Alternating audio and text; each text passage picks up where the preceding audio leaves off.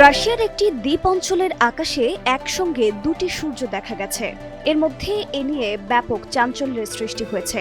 অস্বাভাবিক এই দৃশ্য দেখে বিস্মিত হয়ে পড়েন স্থানীয় বাসিন্দারা।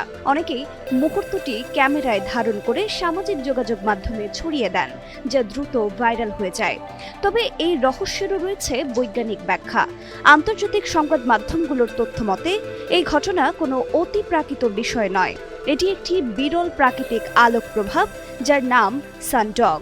বিশেষজ্ঞরা জানিয়েছেন, সানডগ হলো একটি বায়ুমণ্ডলীয় অপটিক্যাল ইফেক্ট, যাকে কখনো কখনো মক সান বা পারহেলিয়া নামেও ডাকা হয়।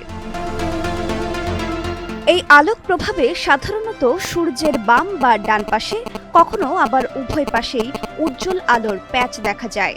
দূর থেকে এগুলো আলাদা সূর্যের মতো মনে হলেও বাস্তবে আকাশে সূর্য থাকে মাত্র একটি। বিজ্ঞানীদের ব্যাখ্যায় বলা হয়েছে, ওই অঞ্চলে তাপমাত্রা অত্যন্ত কমে যাওয়ায় বায়ুমণ্ডলের উচ্চ স্তরে সূক্ষ্ম বরফের স্ফটিক তৈরি হয়।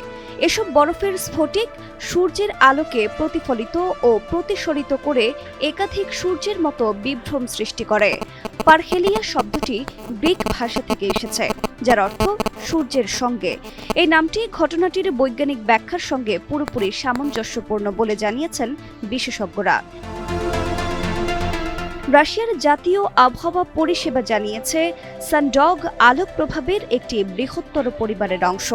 এই পরিবারের মধ্যেই সূর্যের প্রভা ও চাঁদের প্রভা বা লুনার হ্যালোর মতো ঘটনাও পড়ে। আবহাওয়াবিদদের মতে, শীতপ্রধান অঞ্চলে বিরল হলেও এই ধরনের দৃশ্য মাঝে মাঝে দেখা যেতে পারে।